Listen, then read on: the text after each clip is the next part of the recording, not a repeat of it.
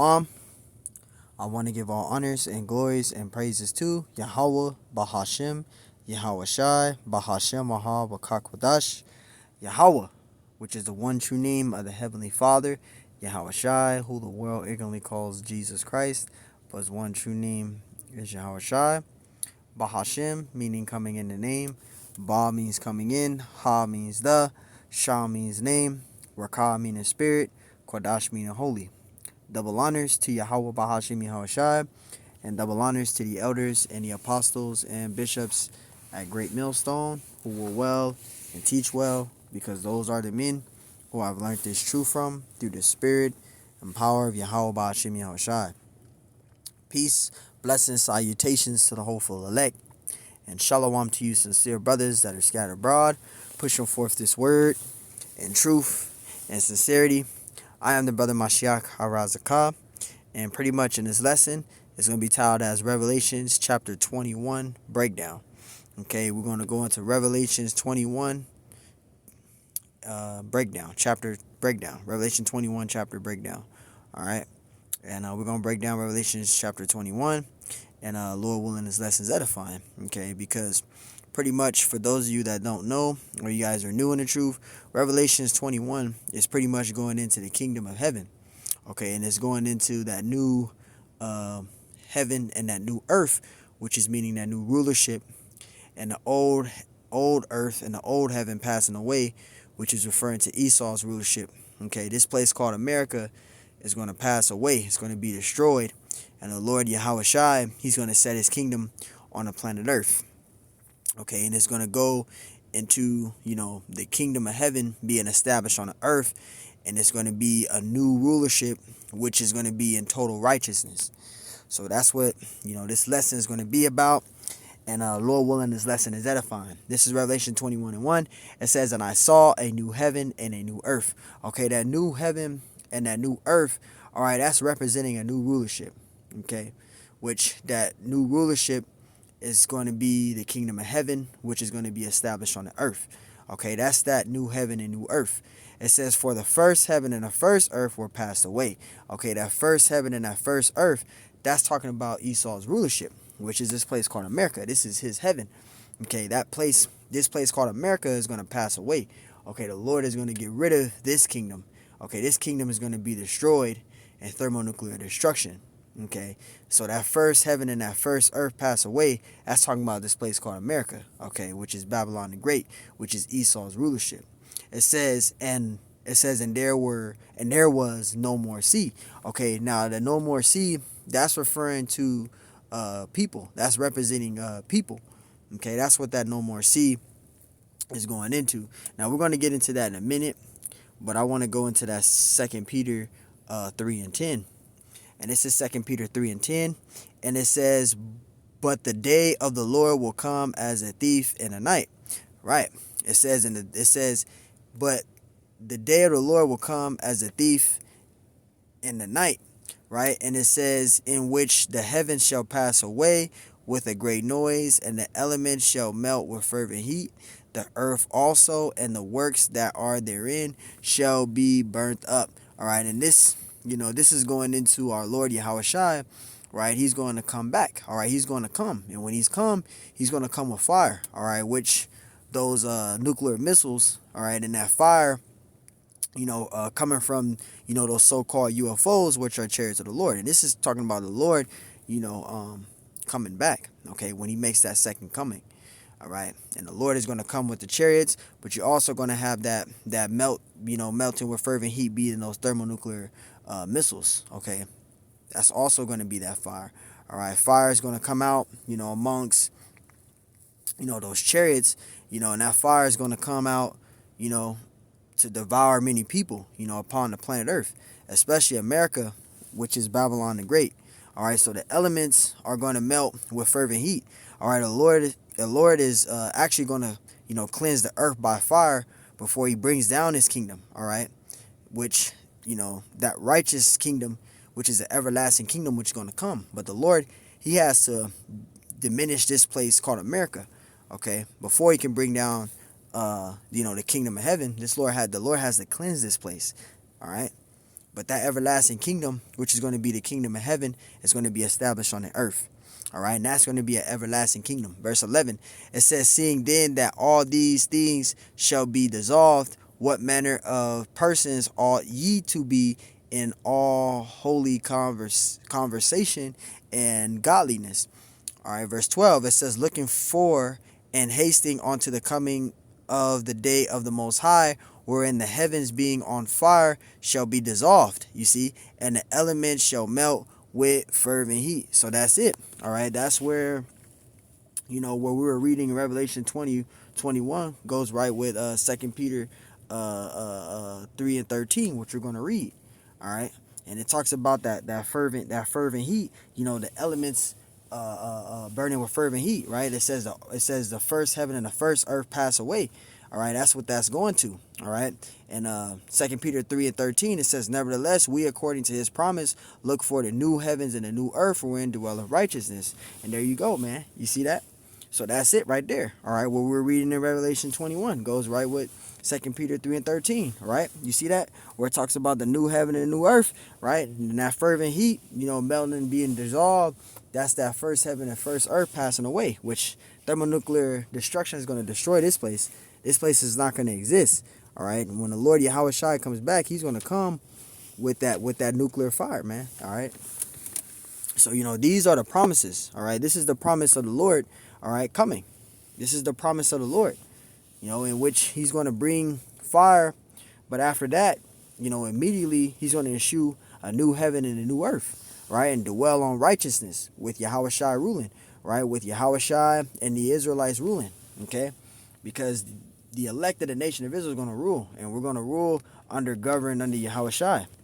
I got a precept. This is Isaiah 65 and verse 17. It's Isaiah 65 and 17. And it says, for behold, I create a new heaven and a new earth, and the former shall not be remembered, nor come into mind. You see that? Nor come into mind. So the Lord, he's going to create a refreshed earth with a new ruler, okay? A new domain, being Yahweh Shai and the elect of the nation of Israel, right? The elect ruling, the Israelites ruling, all right? The Old Testament and the New Testament, these are the promises. These are the things that you're supposed to be looking for, in this truth, all right? This is the things that we are waiting for, all right? This is how the Bible plays out. So the Lord, he's going to get rid of Esau's rulership, all right? And he's going to set his kingdom on the planet Earth. All right, we got other scriptures, you can go to 1 Corinthians 15 and 23 and read down to 28. It talks about Yahweh Shai coming and taking down all authority of power and rule, right? Which is talking about Esau's power structure being brought down, which you can go to Isaiah 14 and 12. That talks about it. And also Luke 10 and 18, which is talking about the same thing, okay? But getting on to this, moving up, because now we're going to go into those people. Remember, it says no more sea. All right, which that's referring to people. That's referring to the nations, the people. All right, Revelation 17 and verse 1. It says, and there came one of the seven angels which had the seven vials, and talked with me, saying unto me, come thither, and I will show unto thee the judgment of the great whore that sitteth upon the many waters. And that great whore, all right, America is that great whore, all right, and that many waters represents people, all right, which we were reading in Revelation 21 and 1. It says that there were no more sea. That sea is referring to people, okay? Because when you go into the meaning of that word waters there, which I'm gonna get right here, which is G5204, it goes into the Greek word udor, right? And it means, going to the bottom, used of many peoples. You see that? Used of many peoples. So the waters there is representing the people. It represents people. It's talking about people. Okay, and to prove that, let's go to Revelation 17, and we're going to read verse 15, okay, to validate what I'm saying. And this is Revelation 17:15. It says, and he saith unto me, the waters which thou sawest where the whore sitteth are peoples and multitudes and nations and tongues. You see that? So that sea is representing people. Okay, that sea is representing people. That's what that's talking about.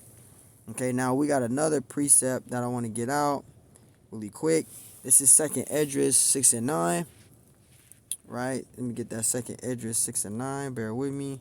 Second Esdras chapter 6 and verse 9, right? And it says, for Esau is the end of the world, and Jacob is the beginning of it that followeth. So going back to Revelation 21 and 1, right? It's going to be our rulership. You see that? The end of the world is the end of Esau's rulership, the end of his kingdom, his power structure being brought down, and the Lord Yahushua is gonna rule. And the elect of the nation of Israel is gonna rule under that establishment of Yahushua. They're gonna be joint heirs with Yahushua. You see that? So going back to Revelation 21 and 1 is going to be our rulership. Okay. And I got a precept. This is let's go to Ecclesiastes really quick. This is Ecclesiastes 1 and 4. Ecclesiastes chapter 1 and verse 4. It's Ecclesiastes chapter 1 and verse 4. And it says, one generation passeth away, and another generation cometh, but the earth abideth forever. But the earth abideth forever. So that shows you the earth is still going to be here. All right. But again, it's going to be refreshed. Okay. It's going to be a whole new rulership. All right. A rulership in righteousness is going to be refreshed. It's going to be a new rulership. All right. Another word for generation is age. Okay. That's another meaning for that word rulership is another meaning for generation. I mean, another meaning for generation. So like it means age is age. All right. Another word for generation is age. Okay. And I got a precept, Matthew. This is 24 and 3, right? Matthew 24 and verse 3. Okay. To back this up, and we're gonna go into get the Greek word for the meaning of that word world in Matthew 24 and 3 as well. It says, and as he sat upon the Mount of Olives, the disciples came unto him privately, saying, tell us when shall these things be, and what shall be the sign of thy coming and of the end of the world? Now, when you go into the meaning of that word world there, okay, now usually we'll say it means G2089, but in this scripture it means different. Okay, so the word world has many different meanings. Okay, but in this scripture here, when we go to the meaning of the word world there, it goes into G165, which is aeon. Okay, which that word aeon, it means the Greek word for aeon is forever, an unbroken age, right? Perpetuity of time, eternity, as you see right here. Forever, an unbroken age, perpetuity of time, eternity, right? It says the world, universe, period of time, age. You see that? So a period of time, age, because the Lord is about to destroy this age. All right, which wickedness rules, right? And then the righteousness is going to reign, right, upon the earth forever, because wickedness will not be, the end all and be all of the planet Earth. All right, that's the mindset that Esau pushes. But the Lord, he's going to come, and it's going to be an everlasting kingdom, and the everlasting kingdom, that's going to be in total righteousness. And that's what, the so-called white man wants you to think, that the wickedness is the end of all and be all, which is not. All right. And I got a precept, Revelations chapter 5 and verse 9. This is Revelations chapter 5 and verse 9, right? And it says, and they sung a new song, saying, thou art worthy to take the book and to open the seals thereof, for thou wast slain and hast redeemed us to the Most High by thy blood out of every kindred, every tongue, and people, and nation. So this is talking about Israel, all right, who were scattered everywhere. All right, this is what this is talking about. All right, this is talking about the Israelites who were scattered everywhere. All right, and when it goes into the seals of the book being open, it's talking about Yahushua, because right, he broke the mysteries, he revealed the mysteries, right? But when it talks about the all tongues and kindreds and people and nations, that's talking about the Israelites who were scattered. We were scattered everywhere. All right, verse 10, and it says, and has made us unto our power kings and priests, and we shall reign on the earth. And there you go. So yes, that's the promise to come. All right, we're looking for a new heaven and a new earth. All right, and that word for new in the Greek is G25. I think it's G2537. All right, which means kainos, which means new. All right, so a refreshed heavens, right, and a refreshed earth. Okay, and I got a precept to back that up, which goes to Isaiah 66. Okay, and this Isaiah 66 in verse 22. Isaiah 66 in verse 22. Isaiah 66 and verse 22, right? And it says, "For as the new heavens and the new earth, which I will make, shall remain before me, saith the Lord, so shall your seed and your name remain." So who's that seed? All right, the descendants of Jacob. All right, the Israelites. So that's that new heavens and that new earth, the establishment that came to heaven from the nation of Israel. Okay, verse 23. And it says, "And it shall come to pass that from a new moon to another, and from one Sabbath to another, shall all flesh come to worship me, shall come to worship before me, saith the Lord." So like it's all right. Because what's going to be established? A righteous new world order. Okay? We're all you heathens will be following our high holy days. You guys are going to be, in total order to the elect of the nation of Israel and Yahushua, but to the elect, right? Because right now you guys are already our possessions. You guys are just on the loose, right? Right now you're just on the loose right now. But when the kingdom of heaven is established, you heathen nations are going to be in captivity. All right, there's going to be a righteous order on the earth, right? Which is that new heaven and new earth, which is going to be the kingdom of heaven. That's that new heaven and new earth, the kingdom of heaven. All right, it's going to be established on the earth, and it's going to be in total righteousness. And that's where all you heathens will be following our high holy days and be under our submissive, right, and following our orders, right? And this is Matthew 19 and verse 27. This is Matthew 19 and verse 27. And Salakia, I haven't highlighted this. I should have highlighted this where I started the video. But Salakia, Matthew 19:27. It says, "Then answered Peter and said unto him, Behold, we have forsaken all and followed thee. What shall we have therefore?" What shall we have therefore? Verse 28. And it says, "And Yahushua said unto them, Verily I say unto you, that ye which have followed me in the regeneration, when the Son of Man shall sit in the throne of his glory, it says, ye also shall sit upon the 12 thrones, judging the 12 tribes of Israel." Right. And the Greek word for regeneration is I think it's G3824, right? Which is let me get it real quick. This is get that meaning for that word regeneration, right? This is G3824, which is Pelagianesia. Let me see if I'm saying it right. Strong's G 3824. Pelagianesia. Pelagianesia, right? Which means, let's get it, new birth, reproduction, renewal, recreation, regeneration. You see that? So the Lord is renewing a new way of life, all right? A new way of thinking, a new way of thought, right? And being upon the earth by establishing the kingdom of heaven. You see that? So the renewal of the world, right? The renewal of the world is to take place after the destruction by fire, as the statistics taught, right? Like it says in as the scriptures say, as it's roughly paraphrasing 2 Peter 3:10, right? It says the elements shall melt with fervent heat, right? The heavens, the earth, right, shall be dissolved by fire, man. Okay, that's what's going to take place. But after that, right, it's going to be renewed. After that destruction is going to be renewed, right? It's going to be a new heaven and a new earth. It's going to be like Yahushua is going to come with his new world order, right? And that new world order is going to be in total righteousness, right? Ain't going to be no wickedness on the earth like how it is right now. How you see Jake tonight, how you see Jake right now, right? Jake is going to be in total order, okay? Our people are going to be in total order, man. Ain't going to be no wickedness in how you see everything right now, right? And I got a precept. This is Second Esdras. Let's get that.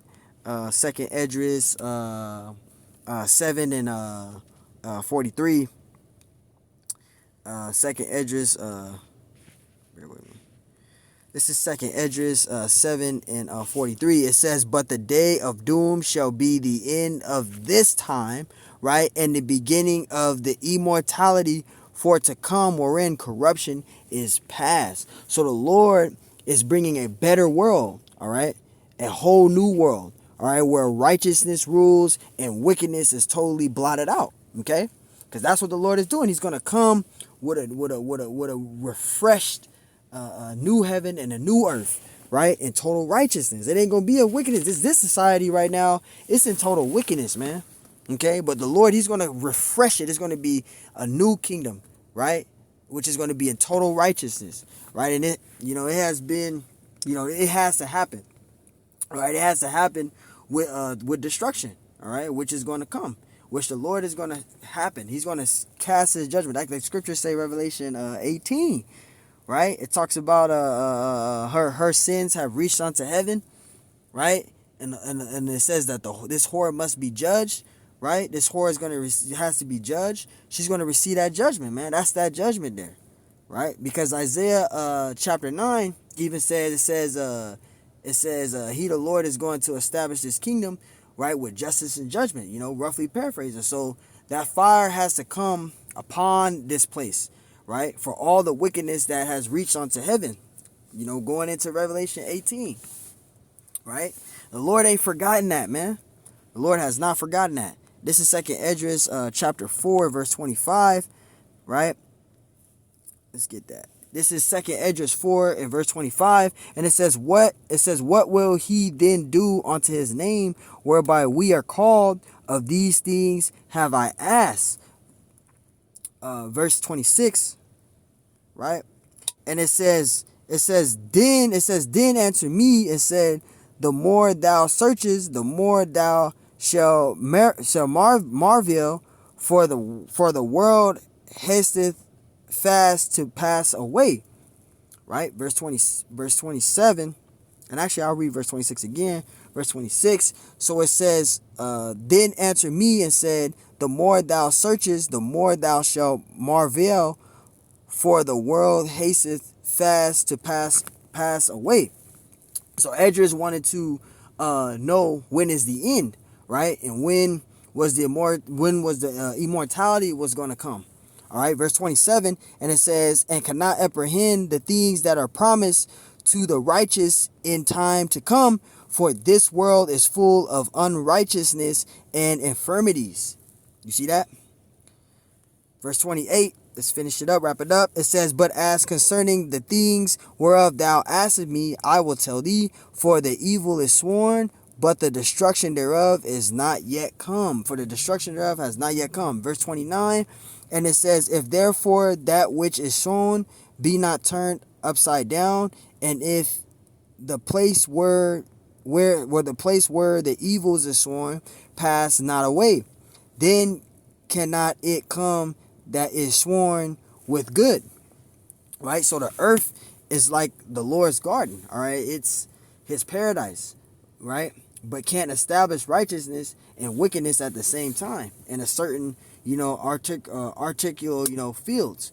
So, what's happening is, with this ministry is with the gospel is pretty much reversing, the curses of Adam, right? It's breaking the spell of wickedness on the earth, in other words.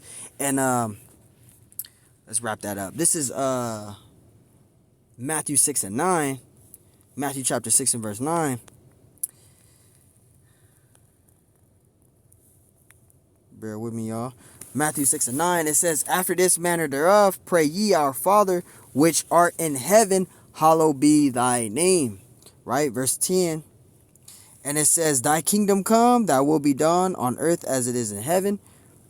Verse 11, it says, give us this day our daily bread.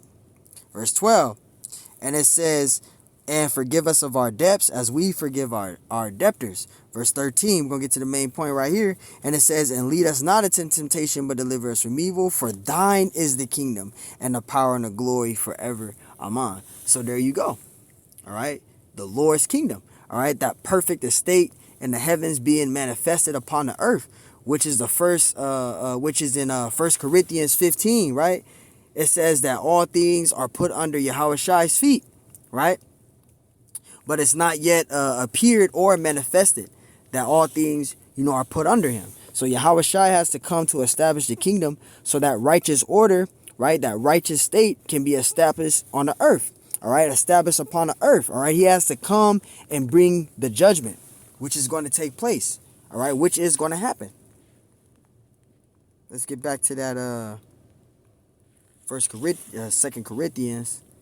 I should have stayed in here, but it's all good. We're going to get that 2 Corinthians 7, and we're going to start at verse 2nd Esdras 7, Salakia, 2nd Esdras 7, and we're going to start at verse 11, and we're going to read down to verse 13. And it says, because their sakes I made the world, and when Adam transgressed my statutes, it says, then was decreed that now is done. Verse 12, it says, then were the entries of this world made narrow. It says, full of sorrow and travail. They are but few and evil, full of pearls and very painful. Verse 13, for the entries of the elder would, it says, so like an elder world, were wide and sure and brought immortal fruit. All right, so the reason we're in this condition right now is because of the fall, all right, that sin. But the Lord is going to turn that over, all right. It's going to be brought back to the ways it was before we fell, from our glory, before we became, how we are today in the condition that we're in, right? And this is 2nd Esdras, Salakia. I'll come back to that. 2nd Esdras, not Esdras, 2nd Ezekiel, tripping, Salakia, Ezekiel 36, Ezekiel 36, and we're gonna start at verse 24, right? Because this talks about the kingdom, right? This is in the kingdom, right? That new covenant. Ezekiel 36 and 24, it says, for I will take you from among the heathen and gather you out of all countries and will bring you unto your own land. Verse 25, then will I sprinkle clean water upon you, and ye shall be clean. From all your filthiness and from all your idols will I cleanse you. Verse 26, and it says, a new heart also will I give you, and a new spirit will I put within you, and I will take away the stony heart out of your flesh, and I will give you a heart of flesh. Right? He will give us a heart of flesh. So that's the Lord fulfilling the second covenant. All right, he's going to write the laws into our inward parts, right? As the scriptures is mentioned in, I think it's Hebrews, the 8th chapter. It talks about us, the Lord writing the laws within us, right? We're going to have the laws written in us, and that's in Hebrews, the 8th chapter. All right, so we're going to be perfect with those new bodies, right? We're going to have those celestial bodies, right, that Yahushua is going to give us. We're going to have those celestial bodies, man, and we're going to be able to keep the laws perfectly. We're going to have some celestial bodies that ain't going to have us to go off like how we go off now. Verse 27, it says, and I will put my spirit within you and cause you to walk in my statutes, and ye shall keep my judgments and do them. Verse 28, and ye shall dwell in the land that I gave to your fathers, and ye shall be my people, and I be your power. You see that? So there you go. We're going to have the laws written in us, right? We're going to be perfect. We're going to have new bodies, right? That's going to be the Lord fulfilling the second covenant, all right? Which the second covenant, that's going to be in the kingdom of heaven, all right? So getting back to Revelation 21 and Revelation 21 and 2, right? And it says, and I, John, saw the holy city, New Jerusalem. You see that coming down from the Most High out of heaven, prepared as a bride adorned for her husband. And you see that? So that New Jerusalem is the elect. Okay, that's that New Jerusalem. That's the elect. And let's prove that. Revelation 3 and 11.